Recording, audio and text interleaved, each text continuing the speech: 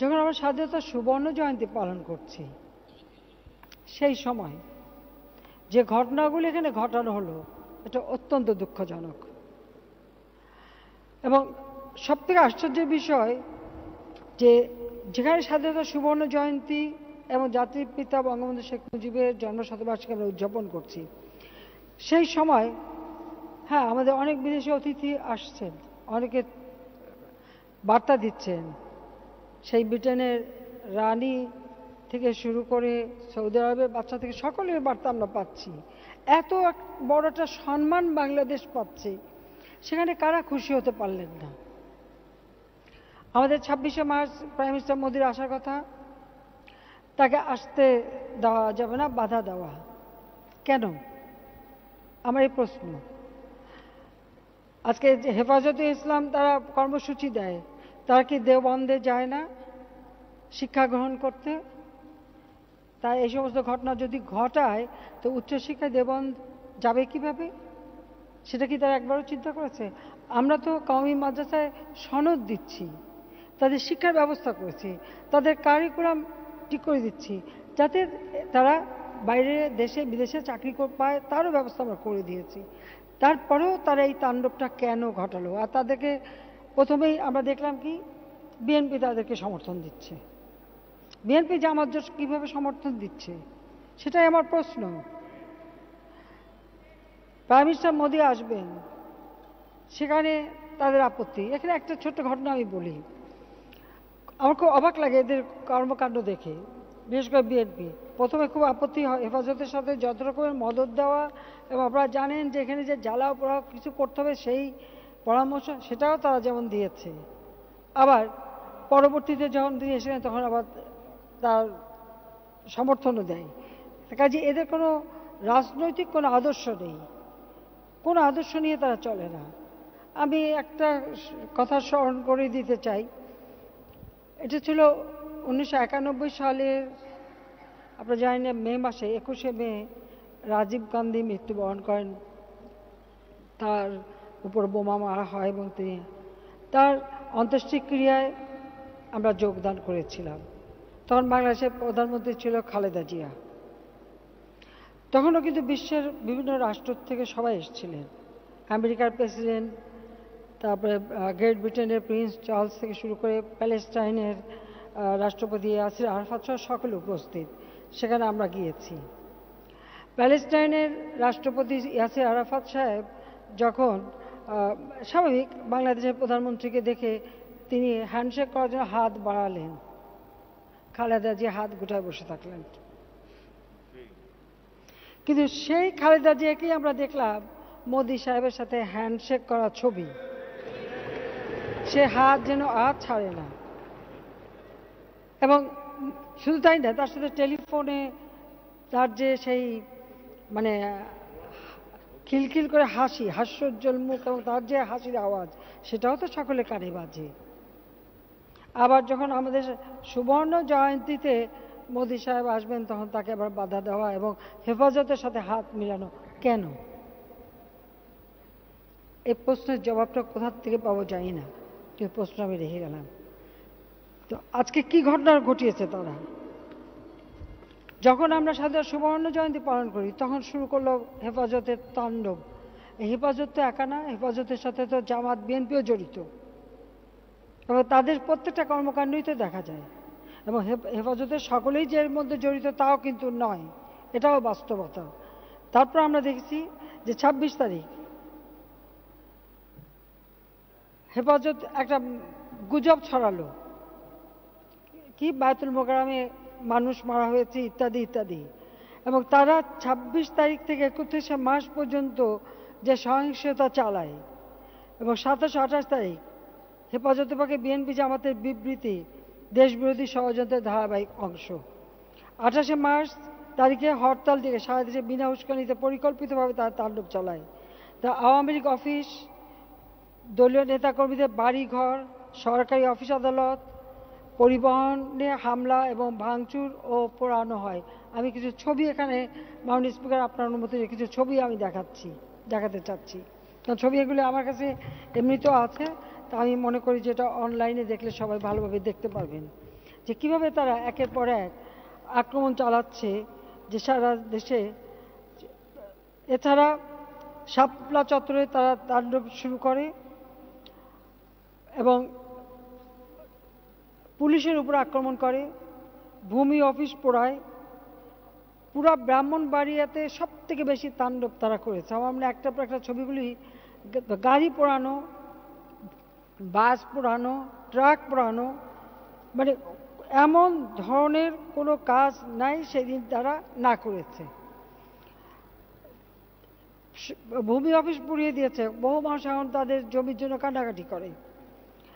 আওয়ামী লীগের নেতাকর্মীদের বাড়ি ঘর বেছে বেছে সেখানে আগুন দিয়ে পোড়ানো।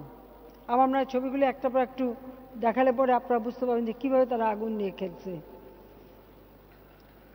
পরবর্তী, রেল লাইনে আগুন, রেল ভাঙচুর,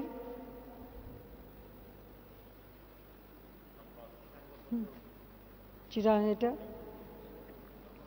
ছোট্ট শিশুদের সামনে নিয়ে এসেছে, তাদের সামনে দিয়ে তাদের দিয়ে এসব করাচ্ছে। তাদের হাতে লাঠি, অস্ত্র এবং সব ব্যাগের ভিতরে তাদের বিস্ফোরক দ্রব্য নিয়ে ঘুরে বেড়াচ্ছে। ছাত্রলীগের সভাপতি শোভনের বাড়ি আগুন দিয়ে পুরো, কোরআন শরীফ, এটা সব থেকে দেখা দরকার যে বাড়িতে আগুন দেওয়া শুধু না, কোরআন শরীফ পর্যন্ত পুড়িয়ে দিয়েছে। তারা কেমন ইসলামে বিশ্বাস করে সেটাই তো প্রশ্ন, যে ইসলামে তারা কিভাবে বিশ্বাস করে, কি ধর্মে বিশ্বাস করে যে তারা কোরআন শরীফ পর্যন্ত পড়ায়। নেক্সট, পরবর্তী, শহীদ ধীরেন্দ্রনাথ চত্বর, সেখানে আগুন।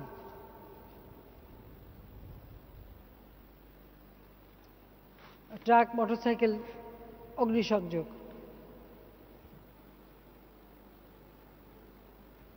পুরানা পল্টনের লাঠি নিয়ে নামা। 28শে মার্চের ঘটনা, যে ট্রাকে আগুন, গাড়িতে আগুন, ঘোড়ায় চড়ে, অস্ত্র হাতে নিয়ে তারা ঘোড়ায় চড়ে যাচ্ছে। কিশোরগঞ্জের আওয়ামী লীগ কার্যালয়ে আগুন।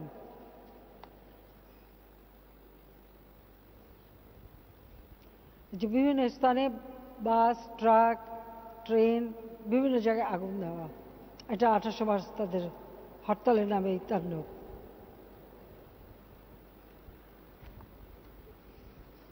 কাজে আপনারা দেখতে কিছু ছবি আমি দেখালাম এই কারণে যে এইভাবে তারা বিভিন্ন জায়গায় এই তাণ্ডব চালিয়েছে। এখন আমার প্রশ্ন, ইসলাম তো শান্তির ধর্ম, ইসলাম ধর্মের নামে এই যে জ্বালাও পোড়াও, এটা কিভাবে আসলো?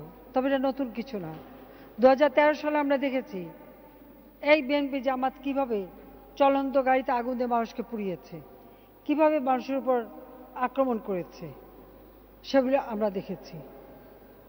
সেখান থেকেই তারা এই আগুন, এবং কোনো কিছু হলে আমাদের আওয়ামী লীগ, ছাত্রলীগ বা আমাদের অফিস, বাসায় আগুন দেওয়া। আমি তাদের জিজ্ঞাসা করি, আগুন নিয়ে খেলছে তারা, এক ঘরে আগুন লাগলে তো সেই আগুন অন্য ঘরেও চলে যেতে পারে, সেটা কি তাদের হিসাবে নেই? আজকে রেল স্টেশন থেকে শুরু করে, ভূমি অফিস থেকে শুরু করে, ডিসি অফিস থেকে সব জায়গায় যে আগুন দিয়ে বেড়াচ্ছে, তাদের মাদ্রাসা, তাদের বাড়িঘর, সেগুলিও যদি আগুন লাগে তখন তারা কি করবে? জনগণ কি বসে বসে এগুলি শুধু সহ্য করবে? তারা তো সহ্য করবে না। কিন্তু আমরা, হ্যাঁ, এখানে যেমন কেউ কেউ বলছেন যে পুলিশ কেন মানে ধৈর্য দেখিয়েছে, আমরা ধৈর্য দেখেছি, এগুলি বিরত করার চেষ্টা করেছি। কারণ সংঘাত বাড়ে, আমরা তা চাইনি। আমাদের স্বাধীনতার সুবর্ণ জয়ন্তীটা আমরা ভালোভাবে উদযাপন করতে চেয়েছি। তো যারা এটা করছে, দেশবাসী এটা বিচার করবে, দেশবাসী দেখবে এবং এদের চরিত্রটা কি। আমি মুখ থেকে বেশি কিছু বলতে চাই না। গতকালকে আপনারা দেখেছেন এরা একদিকে ইসলামের নাম, ধর্মের নাম, এত কিছু পবিত্রতার নাম, এত কিছু বলে যত অপবিত্র কাজ করে আজকে ধরা পড়ে সোনারগাঁয়ে একটা রিসোর্টে ধরা পড়ে এই সেই হেফাজতের কি সেক্রেটারি, জয়েন্ট সেক্রেটারি, সে ধরা পড়ল। এখন সেটা ঢাকার জন্য নানা রকমের চেষ্টা। পার্লারে কাজ করে এক মহিলা, তাকে আবার এখন তার এদিকে বউ হিসেবে পরিচয় দেয়, আবার নিজের বউর কাছে বলে যে অবস্থার পরিপ্রেক্ষিতে আমি এটা বলে ফেলেছি। যারা ইসলাম ধর্মে বিশ্বাস করে এরকম মিথ্যা কথা তা বলতে পারে, অসত্য কথা বলতে পারে? তা তো বলতে পারে না। তাহলে এরা কি ধর্ম পালন করে, মানুষকে কি ধর্ম শিখাবে?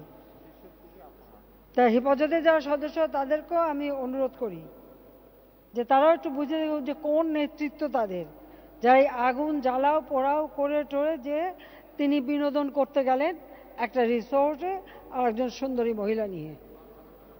এই তো বাস্তবতা, এটাই তো বাস্তবতা।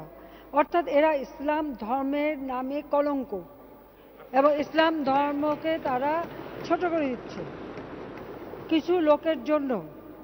আজকে এই ধর্মটা জঙ্গির নাম, সন্ত্রাসের নাম, আর এখন তো যে চরিত্র দেখালো দুশ্চরিত্রের নাম, সব নাম জুড়ে দিচ্ছে।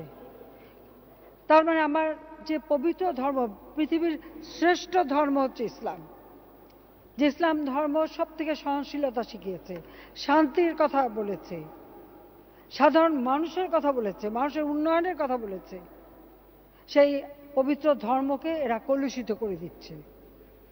এরা ধর্মের নামে ব্যবসা শুরু করেছে এবং এত অর্থ কোথার থেকে আসে এই বিনোদনের, সেটাও একটা প্রশ্ন।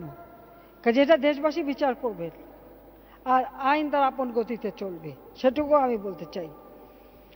কারণ একজন মুসলমান হয়ে আর একজন মুসলমানের জান মাল হেফাজত করা, রক্ষা করা হচ্ছে তাদের দায়িত্ব। আর হেফাজতের নামে তারা জ্বালাও পোড়া করে যাচ্ছে, আর বিএনপি জামাত হচ্ছে তাদের মদতদাতা। এটা এই লজ্জা শুধু বাংলাদেশের জনগণের না, বিশ্বব্যাপী এটা একটা লজ্জার ব্যাপার এবং সমস্ত পৃথিবীতেই মুসলমানদের জন্য একটা লজ্জার বিষয় এনে দিচ্ছে তারা। এটাই হচ্ছে আমাদের দুঃখ যে আমাদের যে পবিত্র ধর্মটা, সেই ধর্মটাকে তারা সম্পূর্ণভাবে নষ্ট করে দিচ্ছে। তাদের এই সমস্ত কর্মকাণ্ডের ফলে বহু মানুষের জীবন গেছে, এমনকি এই কারণে 26শে মার্চ অনেক মানুষের জীবন গেছে এবং এর জন্য দায়ী তো তারা। কাজে আমি শুধু এইটুকু বলবো, দেশবাসীর জন্য একটু ধৈর্য ধরেন, কারণ আমার কাছে পুরো ডিটেলস বিস্তারিত দেওয়া আছে, আমি আর এত বললাম না, কারণ ছবি আপনারা দেখেছেন, সেখানে সবই লেখা ছিল। তো আমি শুধু এইটুকু বলতে চাই যে আমাদের সবাইকেই ধৈর্য ধরে এগোতে হবে। আর এই সমস্ত যে ধর্মের নাম নিয়ে অধর্ম কাজ, এটা জনগণ কখনোই মেনে নেবে না, জনগণ কখনো এটা সহ্য করবে না। আর এইভাবে আমাদের পবিত্র ধর্মকে কেউ অসম্মান করুক, সেটাও আমরা চাই না। আমরা চাই এই দেশ এগিয়ে যাবে, আমরা এই দেশে সকল ধর্মের মানুষ সমান অধিকার নিয়ে বসবাস করে এবং সেটাই করবে এবং যার যার ধর্ম শেষে পালন করবে। কিন্তু কিছু লোকের জন্য ইসলাম ধর্মের বদনাম হবে, এটা কখনোই মেনে নেওয়া যায় না। আমি শুধু এটুকু বলবো যে আজকে বাংলাদেশ এগিয়ে যাচ্ছে, বাংলাদেশ এগিয়ে যাবে। এই ধরনের অপকর্ম যারা জড়িত, আইনানুগ ব্যবস্থা তাদের বিরুদ্ধে নেওয়া হবে, এটুকু আমি শুধু বলতে পারি, এর বিষয়ে বলতে চাই না। আর আমি বলবো যে যারা এই ধরনের মুখে ধর্মের কথা বলে, ইসলামের নাম বলে চলবেন আর অধর্মীয় কাজ করবেন, এটা কখনো গ্রহণযোগ্য না।